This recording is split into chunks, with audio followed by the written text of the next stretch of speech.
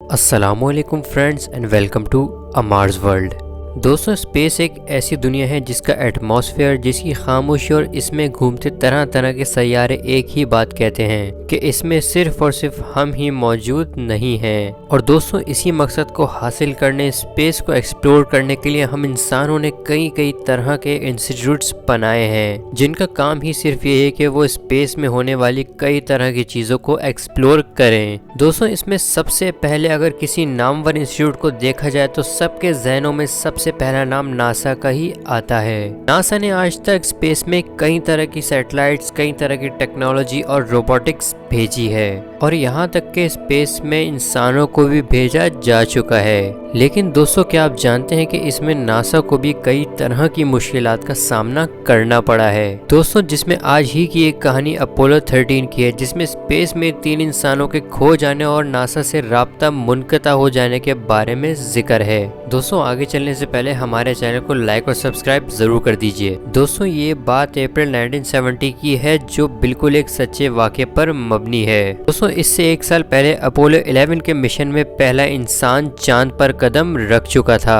और इसी के चलते अपोलो 12 भी बहुत कामयाब मिशन रहा था और चांद ही को मजीद एक्सप्लोर करने के लिए अपोलो 13 को भेजा गया था, जिसका काम चांद के एक ऐसे हिस्से को एक्सप्लोर करना था जिसे फ्रा मारो के नाम से जाना जाता है। दोस्तों, इस मिशन के कमांडर जेम्स लॉवेल और उनके साथ 2 पायलट जॉन स्टुअर्ट और फ्रेड हेज भी थे। दोस्तों, इस मिशन का आगाज 11 अप्रैल 1970 को फ्लोरिडा में वाक़ एक space centre John F Kennedy में हुआ था। दोस्तों, जिस स्पेसशिप में लोग सफर कर रहे थे उसके 3 हिस्से थे, जिसमें एक हिस्सा जिसे कमांड मॉड्यूल के नाम से जाना जाता है और एस्ट्रोनॉट जिसमें ज्यादातर अपना वक्त गुजारते हैं। दोस्तों, दूसरा हिस्सा जो लूनर मॉड्यूल के नाम से जाना जाता है उसका काम चांद पर लैंड करवाना और एस्ट्रोनॉट्स को वापस लाना था। और तीसरा हिस्सा जिसे हार्ट ऑफ द शिप भी कहा जाता है, इसमें स्पेस के फ्यूल और ऑक्सीजन की सप्लाई होती है जिसका काम शिप को ऑक्सीजन और फ्यूल सप्लाई करना है। दोस्तों, इस मिशन का ये प्लान था कि ये स्पेसशिप अर्थ के ऑर्बिट से निकलकर चांद के ऑर्बिट में जाएगी और 2 एस्ट्रोनॉट्स चांद पर लैंड करके उसका सैंपल लेंगे और फिर वापस शिप से जाके मिल जाएंगे।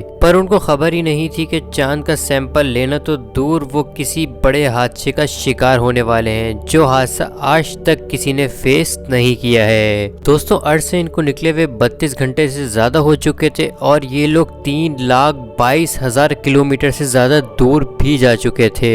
और इसी दौरान रूटीन से जब एक एस्ट्रोनॉट ने ऑक्सीजन लेवल चेक किया तो बटन दबाते ही एक जोरदार धमाका हुआ। दोस्तों, ये धमाका इतना शदीद था कि बाकी एस्ट्रोनॉट्स को अपने चेंबर में भी ये फील हुआ। इन लोगों के कुछ सोच पाने से पहले ही स्पेसशिप मेल फंक्शन करना शुरू हो गई और जब तहकीक की गई तो पता चला कि 2 वायर्स के मिल जाने की वजह से ये ब्लास्ट हुआ है, जिसमें इनका एक ऑक्सीजन टैंक फट चुका है और दूसरा बहुत तेजी से लीक हो रहा है। दोस्तों, इस बात की खबर जैसे ही कमांडर ने कंट्रोल रूम को दी तो जैसे वहां अफरा तफरी मच गई। दोस्तों, शिप का डेटा निकालने पर यह मालूम हुआ कि न सिर्फ इनकी ऑक्सीजन सप्लाई बल्कि शिप की मेन इलेक्ट्रिकल सप्लाई भी फट चुकी है। दोस्तों, मामला ये था कि ना तो इनके पास इलेक्ट्रिसिटी थी और ना ही पीने का पानी मौजूद था और इनको शिप में सांस भी लीक हुए ऑक्सीजन टैंक से आ रही थी। और एक बड़ा मसला ये भी सामने आया कि ब्लास्ट होने की वजह से शिप अपनी डायरेक्शन चेंज कर चुकी थी और कोई फौरी हल ना सोचते हुए अगर उन्होंने शिप की डायरेक्शन को चेंज ना किया तो ये हमेशा के लिए स्पेस में खो जाएंगे। दोस्तों, ब्लास्ट को भी अब 3 घंटे ज्यादा का वक्त गुजर चुका था और ऑक्सीजन टैंक में बस इतनी ऑक्सीजन बाकी थी कि अब वो 15 मिनट तक ऑक्सीजन फराहम कर सके। इतनी देर में नासा के एक्सपर्ट्स ने फैसला किया कि वो लोग एस्ट्रोनॉट्स को कमांड मॉड्यूल से निकाल कर लूनर मॉड्यूल में शिफ्ट कर देंगे। लेकिन प्रॉब्लम ये भी सामने है कि लूनर मॉड्यूल में सिर्फ एक छोटी ऑक्सीजन सप्लाई मौजूद थी, लेकिन कोई और ऑप्शन ना होने की वजह से एस्ट्रोनॉट्स को लूनर मॉड्यूल में ही शिफ्ट कर दिया गया।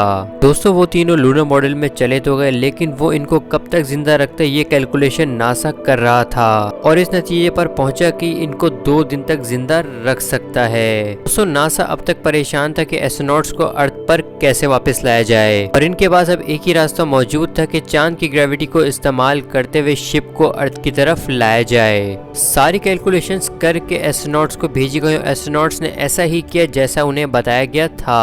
दोस्तों 2 दिन तक ये शिप अर्थ की तरफ बढ़ता रहा और अब एस्ट्रोनॉट्स को लूनर मॉड्यूल छोड़ के कमांड मॉड्यूल में जाना था, जो कि सिर्फ अर्थ पर लैंड करने के लिए बनाया गया था। अब एस्ट्रोनॉट्स ने लूनर मॉड्यूल को छोड़ दिया और उसे अलग कर दिया और अब वो कमांड मॉड्यूल में बैठकर बिना किसी कंट्रोल के अर्थ की तरफ दाखिल हो रहे थे। ठीक 3 मिनट बाद एस्ट्रोनॉट्स ने नासा के कंट्रोल रूम को अपनी खैरियत का पैगाम भेज दिया और एस्ट्रोनॉट्स की फैमिली के साथ साथ पूरी दुनिया इस मिशन पर बहुत खुश थी। दोस्तों आपको आज की हमारी वीडियो पसंद आई तो प्लीज़ लाइक, सब्सक्राइब और शेयर करना ना भूलें और हमारे सोशल मीडिया के पेजेस को भी ज़रूर फॉलो करें। मिलते हैं किसी और नेक्स्ट वीडियो में, जब तक अपना ख्याल रखें। अस्सलामु अलैकुम वरहमतुल्लाहि वबरकातुहू।